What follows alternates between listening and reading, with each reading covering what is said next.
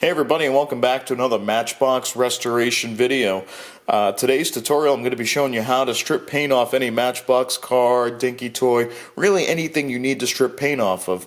Now I'm going to cover four main methods here. Two of those are going to be chemical processes, one will be sandblasting, and then one will just be good old-fashioned elbow grease with sandpaper and a wire brush. So the two main processes I'm going to focus on, since this is a Matchbox car, they're small, easiest for these are chemical stripping processes. So right here I have some Jasco paint stripper and I have some sodium hydroxide, also called lye or caustic soda. So for small projects like these are the two easiest ones I've found to use. So here we have our identical cars. One just has a little bit more paint than the other, but at the end of the day they're pretty much the same Matchbox, Vauxhall, Victor, state car. So we're going to go ahead and try both chemical stripping methods on these cars and show you guys a comparison, and I'll talk about which ones I like best. So we're going to go ahead and start with the paint stripper method. This one takes a little longer than the sodium hydroxide, so we're going to go with this first. This here is Jasco paint remover. You can buy this at really any hardware store. I think I bought this one at Lowe's. There's some other brands too, like Aircraft Stripper.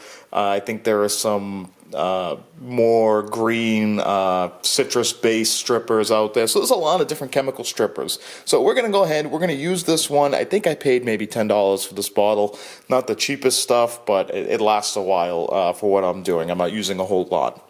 To start this process, you're going to want to go ahead and lay your car out on something you don't mind getting a little dirty. I just throw mine on some shop towels here. That way if the paint stripper won't get on my workbench. You're also going to want to apply the paint stripper with any brush that doesn't have bristles that could deteriorate. Now, this Jasco paint stripper you cannot put on plastic. It'll eat away at the plastic, so make sure you're not applying this to any plastic components. That's why we've gone ahead and removed the interior, the windshield, and anything else that might get damaged. I'm applying mine with an acid brush. These are just metal bristle brushes. You can usually get these for like 25 cents a piece. The metal bristles won't get eaten away by the paint stripper. So now the biggest thing with this paint stripper is that you need to apply it and allow it to sit for 15 to 20 minutes and let it do its work. Do this in a well-ventilated area, as the fumes can be a little brutal, and do not get this on your hands. I'm wearing nitrite gloves, as you can see here. Do not wear latex. This will eat away at the latex and they'll rip open on you. So you want to make sure you have nitrite gloves. This also applies for the sodium hydroxide. So to start this process, we're just going to go ahead.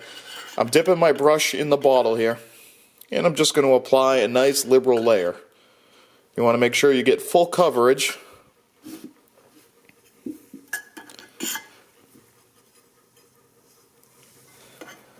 The more you get on here, the better it's going to work.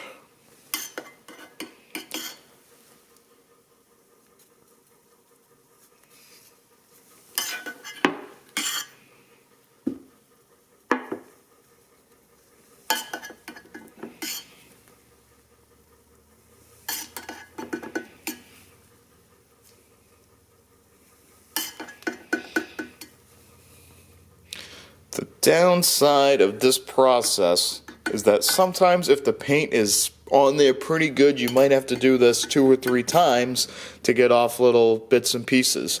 Especially if there's multiple layers of paint. Maybe you're working with a repaint or custom, previous custom, something like that. You might have to apply it once on the added layer and then once on the original paint. Okay. Looks like we have plenty of paint stripper on here. So now what we're going to do is go ahead and switch over to the caustic soda process, because that's going to take a little bit of time to set up while this does its thing. So as you can see here in the background, I'm still letting the paint stripper do its thing, but while I let it sit for a little bit, I went ahead and boiled some water. Now to use this caustic soda, sodium hydroxide lye method, you're going to need to boil water in something that's not going to react to the sodium hydroxide. I prefer a glass jar. These are pretty readily available and cheap, so these seem to work well. But what you're going to do is just boil some water, enough to fully submerge the Matchbox body. Just go ahead and drop it in. So now we can go ahead and add the lye. You don't need much for this to work, maybe a spoonful or two. So I'm just going to rough it a I'd recommend you maybe dump it into a spoon or just some way to roughly measure it, but I'm just going to pour a little bit in. And when we pour this in, there's going to be a reaction and it's going to start removing the paint. Before you do this, make sure you're wearing nitrite gloves and safety glasses if you have them. This can splash back and you really don't want to get this stuff on you or in your eyes.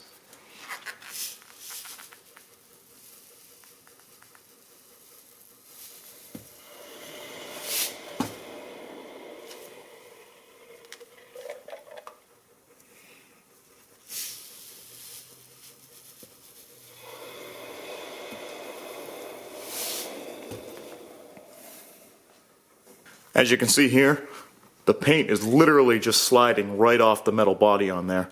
Now you only need to let this sit for about, maybe a minute, 2 minutes, around there. It really doesn't take long. Now I'm going to do this off camera just for the sake of ease, but what you're going to want to do after about a minute or two is take this, dump it down some sort of like a swamp sink, or just not your normal kitchen sink or bathroom sink you're going to be using a lot. Now I have a swamp sink set up or a slop sink set up in my basement. I'm going to use that.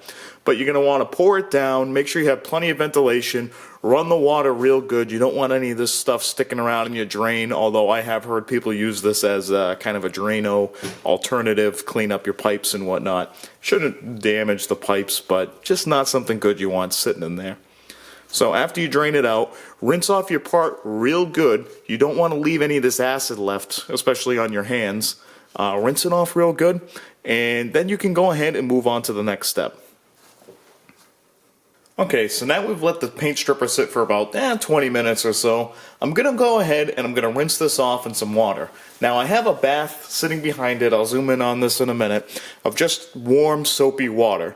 I'm going to dip this in the bath and we're going to scrub it down. Now you can use a toothbrush. If you watch Marty, he does a lot of them with his toothbrush. I was using a toothbrush, but I actually found my favorite way of doing it is using a wire brush. Reason being, it still cleans off the paint stripper like a toothbrush, but if anything is stuck on there, you'll still, with the bristles, get the rest of it off. So it's kind of the best of both worlds. Okay, we have our bath of water here. Here we have the Vauxhall Victor that's been sitting in paint stripper.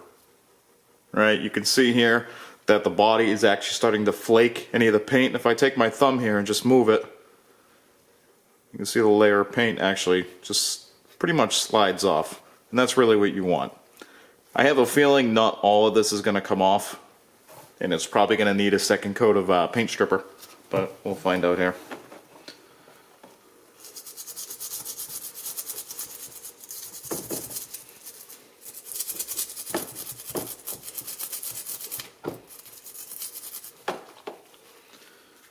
Okay, so far so good. Sometimes on flat spots like the hood, you get some little spots of paint that are just tricky and don't want to come off, and that's usually when it requires a second application. Some paints just come off better than others.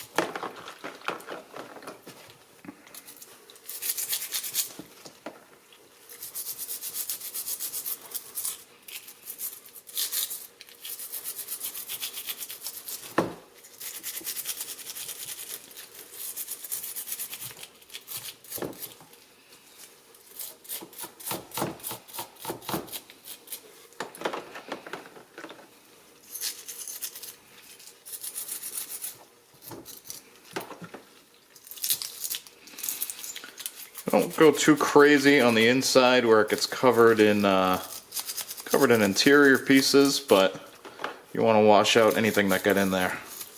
You don't want any paint stripper left while you're painting. Kind of defeats the purpose.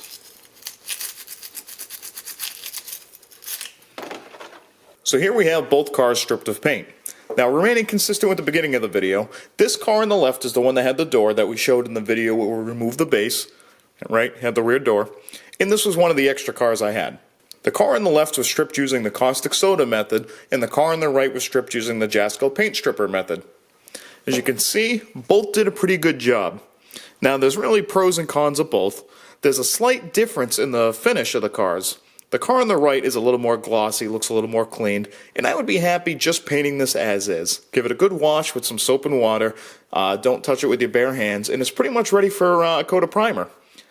Now, the one on the left, the coat's a bit dull, and I don't see a problem with the paint sticking to this, but I do kind of get in the habit of hitting this with a wire brush just to clean it up. More of a cleaner surface like this one on the right. Since the caustic soda is a little corrosive, it does seem to kind of dull the surface.